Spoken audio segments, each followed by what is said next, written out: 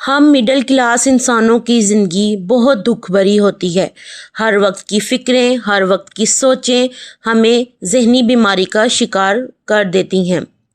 ایک بھائی نے اپنی سٹوری شیئر کی ہے جو آج آپ سب کو بتانے جا رہی ہوں، تو اس کہانی کو مکمل سننے کے بعد ہو سکتا ہے آپ کی آنکھیں نم ہو جائیں، یا اس ویڈیو کے آخر میں ہو سکتا ہے آپ کے لیے امید کا ایک پیغام ہو۔ تو ویڈیو کو کمپلیٹ واچ کیجئے گا، اور اگر آپ میرے چینل پر نیو ہیں تو چینل کو سبسکرائب کر دیں اور بیل آئیکن کو پریس کر دیں تاکہ میری آنے والی ہر ویڈیو آپ تک پہنچ سکے۔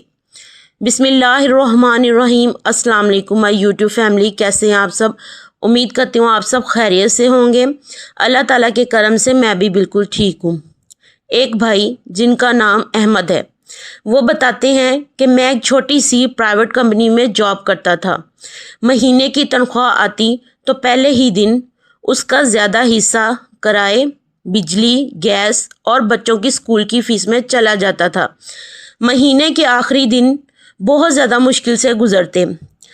کبھی کبھی جب جیب میں صرف کچھ روپے بچتے اور میں اتنا تنگ حالات سے گزرتا کہ کسی دوست سے مجھے ادھار بھی مانگنا پڑ جاتا تھا۔ مہینے کے آخری دن میرے لیے کسی عذاب سے کم نہ ہوتے تھے، لیکن میں گھر والوں کے سامنے ہمیشہ مسکراتا رہتا۔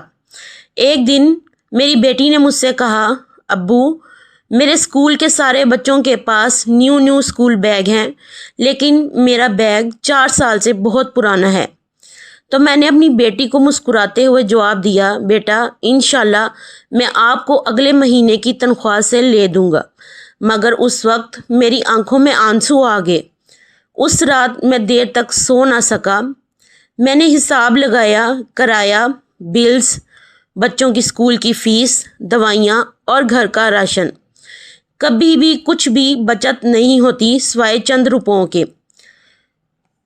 کچھ وقت گزرتا گیا، اس کی بیوی کی طبیعت بہت زیادہ خراب ہوگی۔ ڈاکٹرز نے ٹیسٹ لکھ دیے۔ احمد بتاتا ہے کہ میرے پاس اتنے پیسے نہیں تھے کہ اپنی بیوی کے ٹیسٹ وغیرہ ہی کروا سکوں، تو میں نے جو بچی کھچی سیونگ تھی پہلے اس کے لیے علاج میں لگا دی، اور پھر کچھ اپنے دوست سے قرض وغیرہ لے لیا۔ اور قرض لیتے مجھے بہت زیادہ شرمندگی محسوس ہو رہی تھی کہ آخر یہ سلسلہ کب تک چلے گا۔ میں اللہ تعالیٰ سے باتیں کرتا تھا، یا اللہ، کب تک، آخر کب تک یہ سب کچھ ہوگا؟ میری آزمائشیں کب ختم ہوں گی میرے اللہ؟ میں کیسے سرکل چلاؤں اپنے گھر کا؟ میں بہت پریشان ہوں۔ اس پریشانی کے دوران ایک دن میں آفس سے واپس آ رہا تھا تو مسجد میں نماز کے لیے رکا، اور وہاں پر مسجد کے امام کی بات سنی۔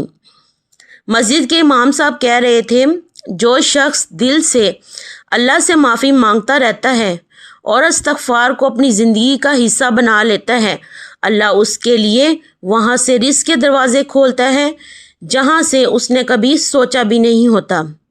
یہ الفاظ میرے دل میں اتر گئے۔ میں نے فیصلہ کیا، آج کے بعد روز استغفر اللہ پڑھوں گا، نہ صرف مشکل میں بلکہ ہر حال میں، صبح اٹھتے ہی، سفر میں، آفس میں، سونے سے پہلے، ہر وقت میری زبان پر استغفر اللہ ربی من کل ذنب واتوب الیہ رہتا تھا۔ کہانی ابھی ختم نہیں ہوئی۔ احمد کہتا ہے، آزمائشیں تو بہت ساری آ رہی تھیں، ایک کے بعد ایک آزمائش، پھر ایک کے بعد ایک آزمائش، لیکن میں مسلسل استغفر اللہ پڑھتا رہا، اور اس استغفر اللہ کی بدولت اللہ تعالیٰ نے میرے دل میں ایک امید جگا دی۔ میرا دل اب پرسکون رہتا تھا، اور میں مطمئن سا اپنے آپ کو فیل کرتا تھا، اور مجھے تسلی ہوتی تھی کہ کوئی ذات میرے ساتھ ہے۔ استغفر اللہ نے سب سے پہلے میرے دل کو بدل دیا۔ ایک مہینہ بھی نہیں گزرا تھا کہ ابھی مجھے کوئی بدلاؤ نظر نہیں آ رہا تھا۔ پورا مہینہ اس طرح سے آزمائشیں چلتی رہیں، ایک کے بعد ایک، ایک کے بعد ایک، لیکن اس مہینے میں میرے دل کو بہت زیادہ سکون مل گیا تھا، اور میں نے استغفر اللہ پڑھنا نہیں چھوڑا۔ میں نے اس لیے جاری رکھا کیونکہ اب میرا دل بہت زیادہ سکون میں رہتا تھا، اور جیسے مجھے پہلے پریشانی ہوتی تھی ویسے اب مجھے پریشانی نہیں ہوتی تھی۔ میں استغفر اللہ بس پڑھتا رہتا تھا کہ یا اللہ بس تو نے کرم کرنا ہے مجھ پر۔ ایک دن آفس میں اچانک اس کے مینیجر نے اس کو بلایا۔ کمپنی میں ایک نیو پوسٹ آئی ہوئی تھی، بہت سارے لوگ امیدوار تھے، لیکن مینیجر نے احمد کی ایمانداری کو دیکھ کر اس کا انتخاب کر لیا۔ اس کی تنخواہ بڑھ گئی۔ کچھ ہی دنوں بعد ایک پرانا دوست ملا، اس نے احمد کو ایک پارٹ ٹائم جاب کی آفر کر دی۔ احمد نے قبول کر لی۔ اب گھر کے خرچے کچھ بہتر ہونے لگے تھے۔ اب وہ زیادہ شکر گزاری کے ساتھ استغفر اللہ ربی من کل ذنب واتوب الیہ پڑھتا۔ پھر ایک دن اس طرح ہوا کہ اس کی بیٹی اسکول سے مسکراتی ہوئی گھر آئی اور اس نے کہا ابو مجھے اسکالرشپ مل گئی۔ احمد کی آنکھوں میں آنسو آ گئے۔ اس نے سجدے میں گر کر اللہ کا شکر ادا کیا۔ اس نے سمجھ لیا کہ بدلاؤ صرف پیسے کا نہیں ہوتا، بدلاؤ دل کا ہوتا ہے۔ اللہ نے اس کے دل میں امید پیدا کر دی تھی اور اس کا یقین مضبوط کر دیا تھا۔ تو میری پیاری بہنوں، ضروری نہیں کہ ہر شخص کی زندگی احمد جیسی ہو، اور ضروری نہیں کہ ہر مشکل کا حل فوراً مل جائے، لیکن ایک بات ہمیشہ یاد رکھنی چاہیے، اللہ اپنے بندے کی دعا اور توبہ کو کبھی ضائع نہیں کرتا۔ اگر ہمارا توکل، ہمارا یقین اللہ تعالیٰ کی ذات پر ہے تو وہ ہمیں ضرور نوازتا ہے۔ اگر آج آپ بھی مہنگائی، قرض، بلز، بے روزگاری یا کسی اور پریشانی کا سامنا کر رہے ہیں تو دل سے استغفر اللہ پڑھیں، اپنی نمازوں کی حفاظت کریں، حلال رزق کی کوشش جاری رکھیں اور اللہ تعالیٰ پر بھروسہ رکھیں۔ ہو سکتا ہے جس مشکل کو آپ اپنا آخری موڑ سمجھ رہے ہوں وہی اللہ تعالیٰ کی رحمت کا نیا دروازہ ہو۔ اللہ تعالیٰ ہم سب کے لیے آسانیاں پیدا فرمائے، ہمارے گناہوں کو معاف فرمائے اور ہمیں حلال رزق عطا فرمائے۔ تو پیاری بہنوں، جو جوائنٹ یا پھر مڈل کلاس فیملی ہوتی ہے اس میں ہزار طرح کے مسائل ہوتے ہیں۔ مڈل کلاس فیملیز میں بھی اور جو جوائنٹ سسٹم میں رہتے ہیں ان کے لیے بھی بہت زیادہ مسائل ہوتے ہیں۔ تو ان مسائل کے درمیان میں ہم نے گھبرانا نہیں ہے، ہم نے اللہ تعالیٰ سے اچھی امید رکھنی ہے۔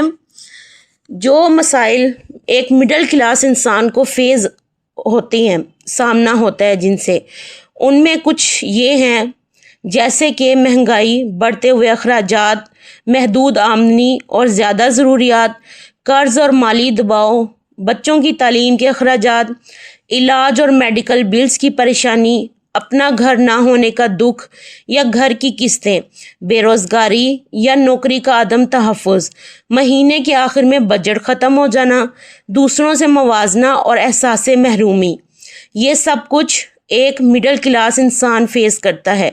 رشتہ داری اور معاشرتی دباؤ بھی ہوتا ہے، بچوں کے بہتر مستقبل کی فکر رہتی ہے، اچانک آنے والے اخراجات سے ڈرتا ہے جیسے کوئی بیماری یا کوئی حادثہ وغیرہ ہو گیا، ذہنی تناؤ، بے چینی اور ڈپریشن، اپنی خواہشات قربان کر دینا، والدین اور خاندان کی ذمہ داریوں کا بوجھ۔ یہ ایک مڈل کلاس اور ایک جوائنٹ سسٹم میں رہنے والا انسان یہ سب کچھ فیس کر رہا ہوتا ہے۔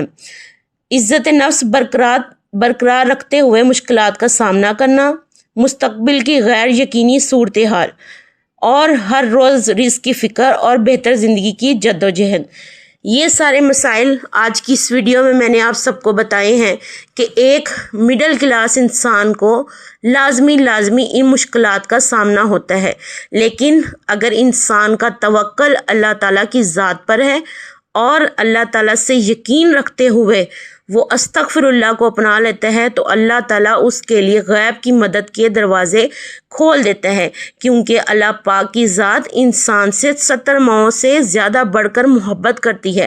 وہ اپنے بندے کو تکلیف میں نہیں دیکھ سکتا، وہ آزماتا ہے تو ان کو جو اس کے بہت زیادہ پیارے بندے ہوتے ہیں، جو اس کو بہت پسند ہوتے ہیں کہ میرا بندہ میرے پاس تڑپ کر آئے، گڑ گڑائے اور میں پھر اسے نواز دوں۔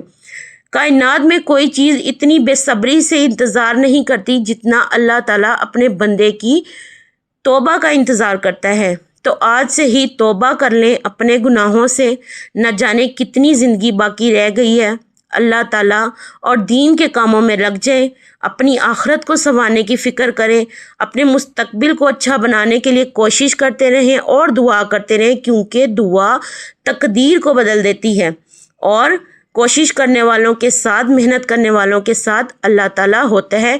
بے شک اللہ ہم سب کا حامی و ناصر ہے۔ تو میری پیاری بہنوں، یہ تھی میری آج کی ویڈیو۔ امید کرتی ہوں آپ کو یہ ویڈیو اچھی لگی ہوگی۔ اس ویڈیو کو زیادہ سے زیادہ لائک کر دیجیے گا، شیئر کر دیجیے گا، ایک پیارا سا کمنٹ کر دیجیے گا۔ اپنا خیال رکھیے گا، دعاؤں میں یاد رکھیے گا۔ اللہ تعالیٰ اس ویڈیو کے سننے والے کی تمام پریشانیاں دور کرے اور آپ سب کو بہت بہت زیادہ خوشیاں عطا فرمائے۔ ملتے ہیں اگلی ویڈیو میں، اپنا خیال رکھیے گا۔ اللہ حافظ۔